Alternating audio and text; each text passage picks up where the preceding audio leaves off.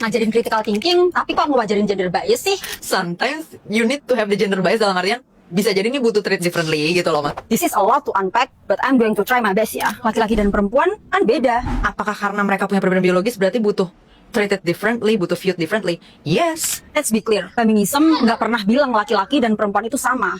Ini strawman paling klasik. Feminisme justru berangkat dari fakta bahwa perempuan dan laki-laki berbeda. Kebutuhan biologisnya beda, pengalaman hidupnya beda, risiko kesehatannya beda, cara tubuh dan psikisnya merespon stres, trauma, dan obat juga beda. Masalahnya bukan beda atau tidak beda, masalahnya adalah perbedaan itu selama ini dipakai untuk meremehkan, bukan menyesuaikan perlakuan dari pelayanan medis. Nah, cuman gender bias emang kadang-kadang di dalam konteks tertentu dibutuhin sebenarnya. Gimana nih maksudnya? Karena ada perbedaan besar antara gender aware care atau pelayanan sadar gender versus gender bias. Ngasih label yang kebalik-kebalik kayak gini nih bikin audiens yang denger bingung. Karena yang terjadi di dunia medis dan kesehatan mental bukan perlakuan beda yang tepat, tapi keluhan perempuan lebih sering dianggap emosional, rasa sakit dianggap overacting, diagnosis terlambat, tindakan dan terapi medis tidak sesuai, dosis salah, atau malah disuruh sabar. Itu hormon, itu bukan equity. Kalau minjem bahasa feminis liberal kan, ini gender blindness. Kenapa secara natural demand-nya nggak sebanyak itu? Bisa jadi memang sebagian women ini juga nggak punya kebutuhan itu gitu maksudku. Makanya mereka nggak secara natural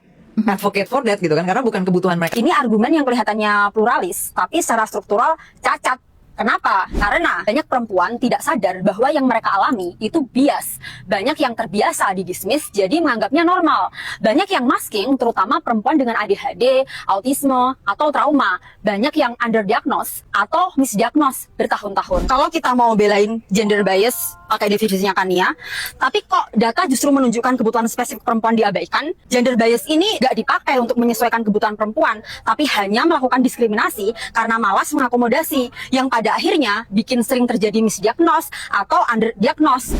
Riset kesehatan mental menunjukkan sex and gender sering diabaikan alias gender blindness. Data riset tidak dipilih berdasarkan gender. Perempuan kurang terwakilkan dalam uji klinis. Fluktuasi hormon, estrogen, dan progesteron jarang dipertimbangkan dalam diagnosis dan terapi. Menjadikan self-advokasi sebagai penjelasan utama juga beresiko mengaburkan persoalan struktural. Emang benar bahwa laki-laki secara rata-rata lebih asertif dalam menyuarakan kebutuhan, termasuk dalam konteks medis. Namun, sistem kesehatan yang adil tidak seharusnya bergantung pada siapa yang paling vokal. Jika kualitas diagnosis dan pengobatan hanya optimal bagi mereka yang mampu menuntut, maka yang bermasalah adalah desain sistemnya, bukan pasiennya. Terlebih lagi, perempuan secara sosial dikondisikan untuk tidak terlalu menuntut, tidak rewel, dan tidak dramatis. Sehingga ketimpangan ini bukan persoalan pilihan individual semata. Feminisme progresif justru menolak pendekatan one size fits all.